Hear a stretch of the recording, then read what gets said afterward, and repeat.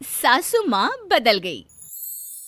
कहानी उस घर की है जहाँ बहू और बेटी को एक माना जाता था, लेकिन फिर अरे शिखा बेटा, तू रसोई में क्यों घुसी रहती है? जा, रोटी मैं बना लूंगी। नहीं नहीं माँ जी, आप बैठिए, बस सारा खाना बन ही गया है। श्वेता को बोल देती हूँ, वो खाना लगा देगी सबका। सॉरी भाभी, मेरे पास वक्त नहीं है। माँ, मुझे पैसे देना, पार्लर जाना है। हाँ हाँ चली जाना, भाभी को भी ले जाना। वो भी जाने को बोल रही थी पार्लर, पर पहले ना मदद कर दे उसके खाना लगाने में। देख माँ, वो बहू है, उसे बहू रहने देना, इतना सर पर मत चढ़ा भाभी को। श्वेता, ज्यादा मत बोला कर। बहू और बेटी में कोई फर्क नहीं होता है। जा जाकर काम कर। ननद को माँ का भाभी से इस तरह प्यार करना बिल्कुल अच्छा नहीं लगता। वो बार बार किसी न किसी तरह माँ को भाभी के खिलाफ भड़काती रहती, लेकिन कोई फायदा ना होता। एक रोज, अरे बेटे किशन, जा बहू को कहीं घुमा कर ला। सारा दिन घर में काम करती रहती है। हाँ हाँ माँ, हम लोग जा रहे हैं ना गोवा।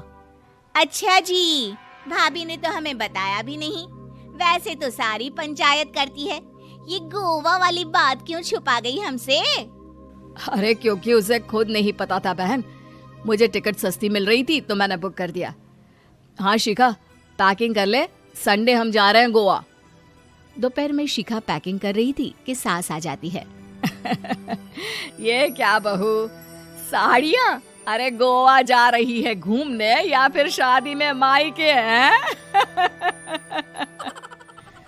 माँ जी, ऐसा कुछ है ही नहीं, समझ में नहीं आ रहा क्या रखूं कपड़े में। अरे तेरी और श्वेता की साइज तो एक ही है।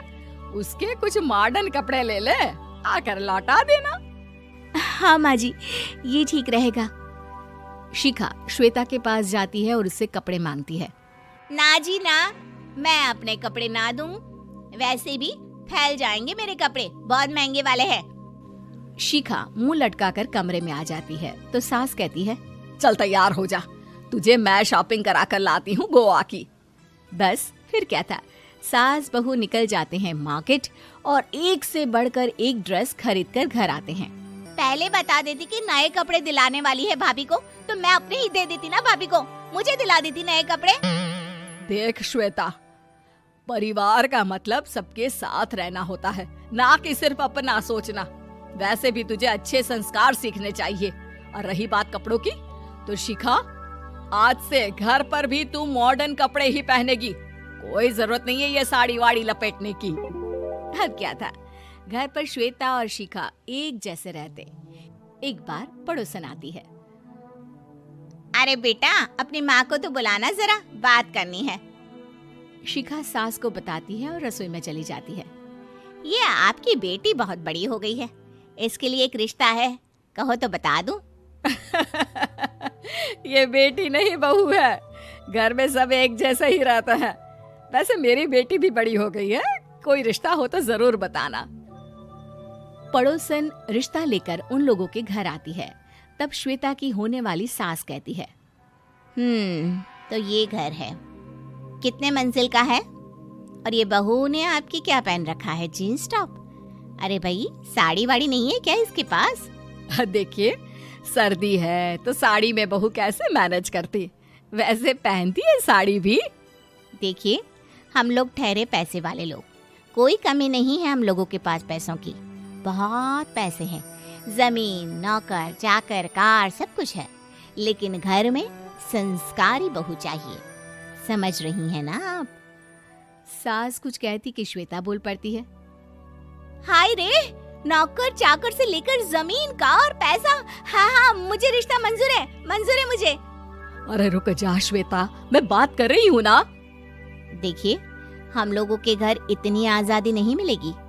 अरे हाँ कर देना माँ, हाँ कर दे जल्दी से। सास क्या करती, बेटी की शादी ऐसे घर में कर देती है जहाँ ना उनके विचार मिलते हैं और ना ही आचार।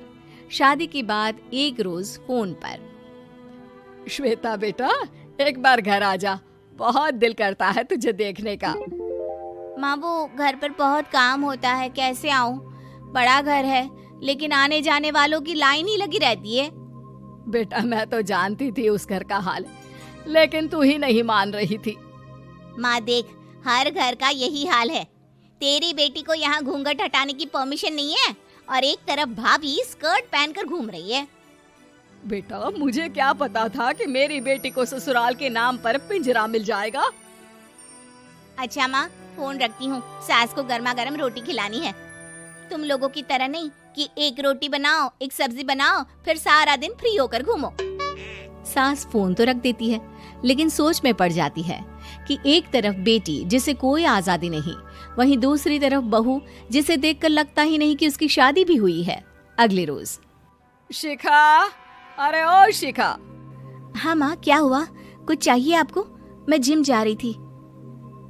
जिम के कपड़ों में बहू को देखकर सास को घूंघट में अपनी बेटी का ख्याल आता है। देख बहू, घर में बहू की तरह रहा कर। इतने टाइट कपड़े पहनकर जिम जाना पसंद नहीं मुझे। जा जाकर रोटी बना। रोटी? माँ अभी तो शाम के 6 बजे हैं, इस वक्त रोटी? अब क्या मेरे खाने पीने पर भी पहरा है? अरे जब मर्जी तब मैं अपने घर में खा भी नहीं सकती क्या? बहू को अजीब लगता है। वो समझ नहीं पाती कि जो सास कल तक इतनी सपोर्टिव थी, उन्हें अचानक से क्या हो गया। वो किचन में जाती है, गरम रोटी के साथ 2 तरह की सब्जी, रायता, सलाद सब लेकर सास के पास आती है। माँ जी, खाना। इतना सारा खाना? राक्षस समझा है क्या मुझे? रोटी मांगी थी मैंने गर्मा गर्म बस। पर माँ जी, रोटी खाती किससे आप? सब्जी तो बनानी थी ना। अरे भूख मर गई मेरी तेरी बहस से। जा जाकर काम कर, अंदर पूरी रसोई साफ कर। बहू अंदर चली जाती है। थोड़ी देर में श्वेता घर आती है। अरे शिखा जल्दी से चाय ला, पकवान बना, मेरी बेटी आई है।